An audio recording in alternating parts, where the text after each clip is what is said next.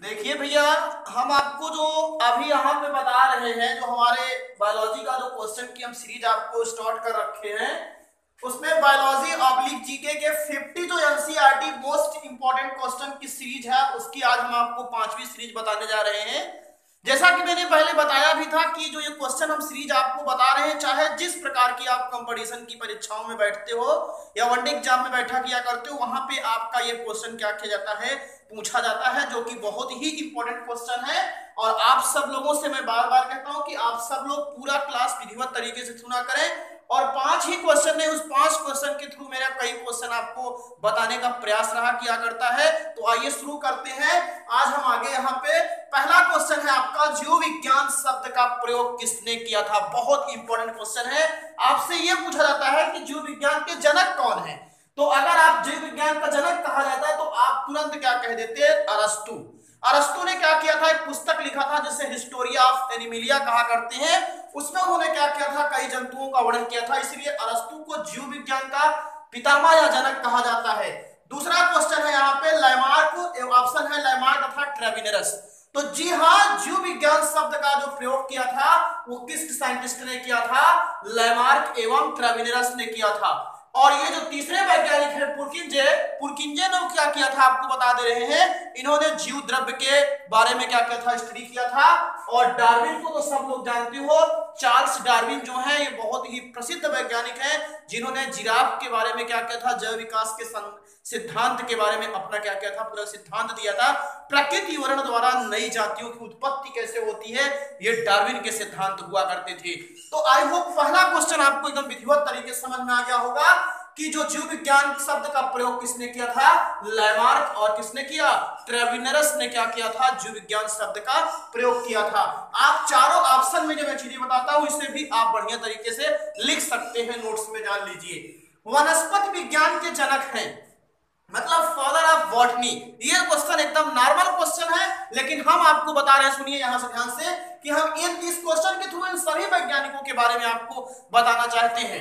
देखिए, जो सबसे पहले अरस्तु है, तो अरस्तु को मैंने ऑलरेडी बता दिया, अरस्तु को जीव विज्ञान का पितामह कहा जा किया करता है। और फिर ओस्टवाल्ड टिप्पो ने क्या किया था, जीवधारियों के वर्गीकरण की इन्होंने क्या किया था, पद्धति, आधुनिक वर्गीकरण की क्या किया था, पद्धति प्रस्तुत किया था, इसीलिए इनको ओस्टवाल्ड टिप्पो को वहां पर जाना जाता है। थियोफ्रैक्टस बहुत ही प्रसिद्ध एक चिकित्सा शास्त्री थे, और जिनको क्या कहा जाता है, वनस्पति विज्ञान का क्या कहा जाता है, जनक कहा जाता है। तो यहाँ पे आपका तीसरा ऑप्शन सी वाला एकदम सही है। और कैरोलस लीनियस की बात अगर करो तो कैरोलस लीनियस एक बहुत ही फेमस साइंटिस्ट है, जिन्होंने वर्गीकरण का सिद्धांत दिया, और वर्गीकरण में इन्होंने एक द्विनाम पद्धति का वर्णन किया था, इसीलिए इनको वर्गीकरण का पितामह और जो आपका द्विनाम पद्धति हुआ करता है उसका क्या कहा जाया किया करता है, जनक कहा जाता है। किसको, कैरोलस लीनियस को। और इनसे संबंधित एक क्वेश्चन और पूछा जाता है कि इनकी पुस्तक का क्या नाम था, तो इनकी पुस्तक का नाम था सिस्टमा ऑफ नेचुरी। एक स्वीडन देश के प्रसिद्ध वैज्ञानिक हैं कैरोलस लीनियस। लेकिन आपका जो ये क्वेश्चन है उसमें सही ऑप्शन कौन जाया किया करता है, थियोफ्रैक्टस। थियोफ्रैक्टस को क्या कहा जाता है, वनस्पति विज्ञान का जनक कहा जाता है।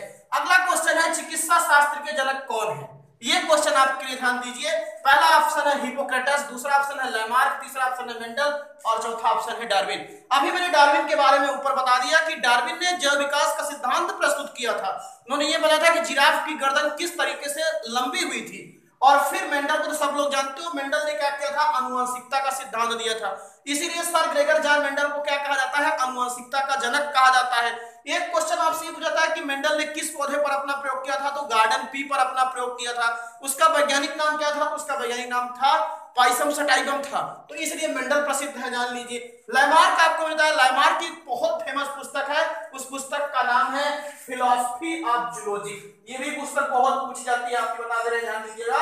लैमार्क की पुस्तक थी, उसका नाम क्या था, फिलॉसफी ऑफ जूलॉजी, लैमार्क की पुस्तक थी, जान लीजिए। लैमार्क ने भी जैव विकास के सिद्धांत का वर्णन किया। तो अब आपको ऑप्शन अपने आप समझ में आ गया होगा कि इसमें चिकित्सा शास्त्र के जनक कौन है, आपके हिपोक्रेटस। कौन है भैया, हिपोक्रेटस कौन है, चिकित्सा शास्त्र के जनक हैं। और सब लोगों से मैं आपसे कहता हूं कि अगर आपको ये सब प्रश्न को सीरीज अच्छी लगती है तो आप कमेंट किया करें, और अगर आप सब लोग चैनल पर नए हैं तो चैनल को सब्सक्राइब करके शेयर करें, और अपने ग्रुप में इसे क्या करें, आप शेयर करें और लाइक करें। ये हमारा क्या हुआ करता है, आपसे एक अनुरोध है। अगला क्वेश्चन देखिए क्या कह रहा है भैया, जैव विकास को सर्वप्रथम किसने समझाया। अभी देखिए हम जैव विकास के ऊपर चर्चा कर ही रहे थे, तो इस तरीके से यहां से क्वेश्चन आ ही गया। जैव विकास में पहला साइंटिस्ट है न्यूटन। न्यूटन जो हुआ करते हैं, न्यूटन को सब लोग जानते हो कि न्यूटन ने क्या किया था, गुरुत्वाकर्षण का सिद्धांत दिया। उन्होंने बताया सबसे पहले कि पृथ्वी क्या किया करती है, सभी वस्तुओं पर एक बल लगाया किया करती है, जिसके कारण कोई भी वस्तु ऊपर फेंके तो नीचे आकर के गिर जाती है। तो न्यूटन ने गुरुत्वाकर्षण का सिद्धांत दिया। सब लोग जानते हो आइंस्टीन। आइंस्टीन क्या थे, उन्होंने द्रव्यमान और ऊर्जा का क्या किया था, समीकरण दिया था। उनका समीकरण जो था वो सबको मालूम है, E बराबर क्या हुआ करता है, mc² हुआ करता है।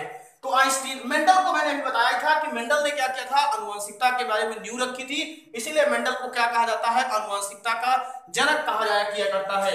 और हमारा लास्ट ऑप्शन है लैमार्क।